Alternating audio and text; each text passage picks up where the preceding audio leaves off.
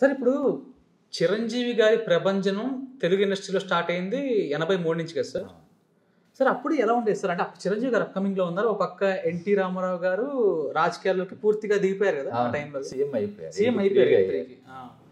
Sir అప్పుడు ఎలా sir? అప్పుడు కృష్ణ గారు కూడా సూపర్ స్టారే కదా.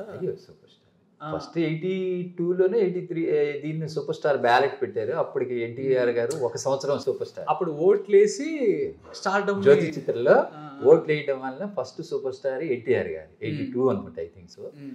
ఆయన రాజకీయాలకు వెళ్ళిపోయిన తర్వాత 83 నుంచి సూపర్ స్టార్ కృష్ణ గారే కంటిన్యూగా అవుతూ ఉన్నారు.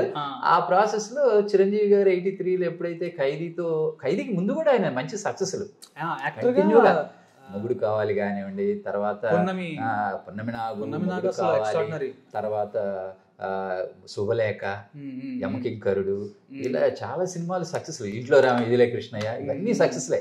అయితే ఏంటంటే ఒక మాస్ హీరోగా ఎమర్జ్ అయ్యారు. ఏది పెద్ద రేంజ్కి వెళ్ళారు. అప్పటికే చిన్న మాస్ హీరో. ఎప్పటికి యమకింకరుడు 82 రిలీజ్.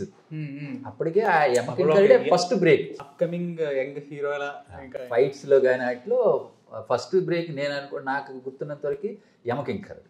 ఆయనకి యూత్ లో ఒక మంచి ఫైట్స్ గీట్స్. ఖైదీ కన్నా ముందు గీతా అరవింద్ గారు తీశారు, రాజ్ భరత్ డైరెక్షన్.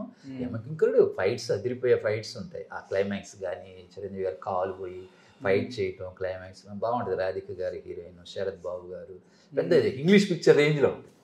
ఆ తర్వాత ఎప్పుడైతే ఆ ముందు కూడా కొన్ని సక్సెస్లు ఇంకా ఉన్నాయి కూడా మధ్యలో. 83 బిగినింగ్, 82లో.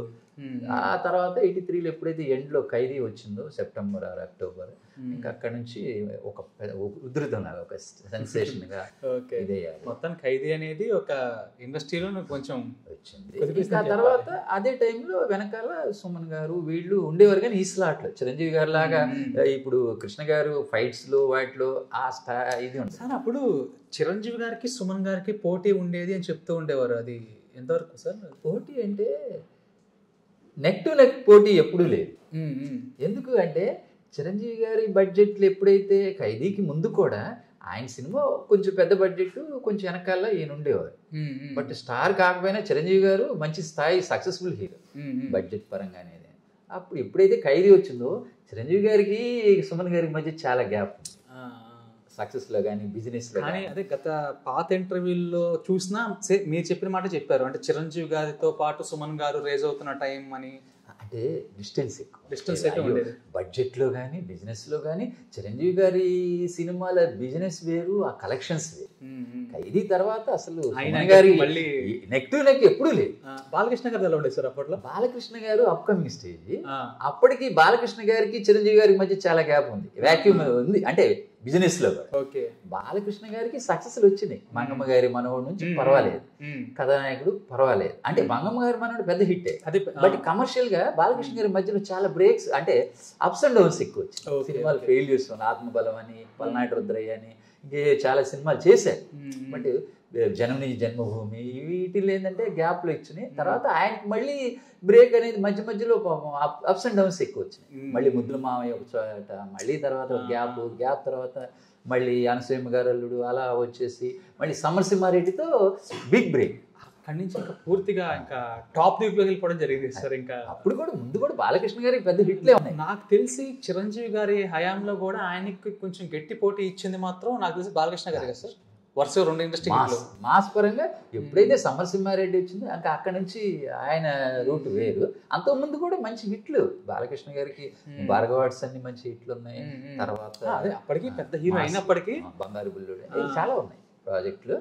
బట్ దాంతో ఒక రేంజ్. అదే సార్, అదే చిరంజీవి గారికి ఎట్లాగైతే గ్యాంగ్ లీడర్ వీటితో ఎలా రైజ్ అయ్యారో, సమరసింహారెడ్డితో బాలకృష్ణ గారు, నరసింహనాయుడు, దాంతో పాటే మళ్ళీ ఆ రికార్డ్ ఈ రికార్డు కొట్టడం, ఇట్లా ఇంద్ర గానీ ఇట్లా almost. But even though Chiranjeevi గారే నెంబర్ 1 ప్లేస్. తర్వాత ఇంద్ర సినిమా రిలీజ్ అయ్యి ఆయన రికార్డులు మళ్ళీ ఎక్కడో అసలు చాలా సంవత్సరాల దాకా నాకు తెలిసి ఇంద్ర రికార్డులు బద్దలు కొట్టలేదు ఏ సినిమా. అలా వచ్చినాయి. తర్వాత ఇంకా అలా మిగతా హీరోలు జూనియర్ ఎన్టీఆర్ గారు, తర్వాత పవన్ కళ్యాణ్ గారు కూడా ఆ టైంలో యంగ్ హీరోస్ లో ఇండస్ట్రీ హిట్ కొట్టిన పర్సన్ కూడా అదే పవన్ కళ్యాణ్ గారు అయి ఉంటారు. పవన్ కళ్యాణ్ గారు ఓ పక్కన సైమల్టేనియస్గా కొంచెం అటు ఇటుగా మహేష్ బాబు గారు, ఇంకా పోక్రీతో ఆయన అంటే ఇండస్ట్రీ ఎప్పుడు ఏదో రకంగా కొంతమంది ఇది ఎలా ఉంటుంది అంటే నేను అనుకోవటం ఈ ఒలింపిక్ కాగడానికి తీసుకెళ్తారు, ఒలింపిక్ జ్యోతి అంటే.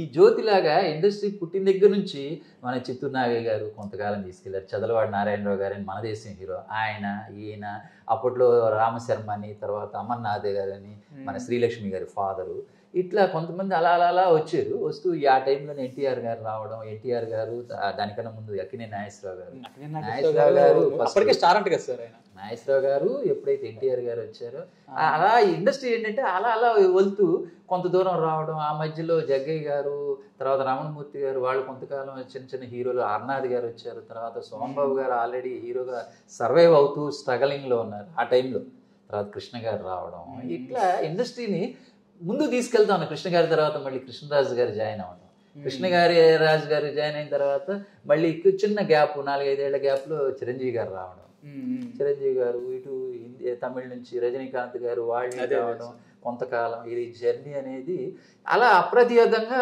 ఒలింపిక్ జ్యోతి లాగా ఇండస్ట్రీ జ్యోతిని హీరోలు అలా తీసుకెళ్తున్నారు. హీరోల్ని తీసుకెళ్లే వాళ్ళు డైరెక్టర్లు.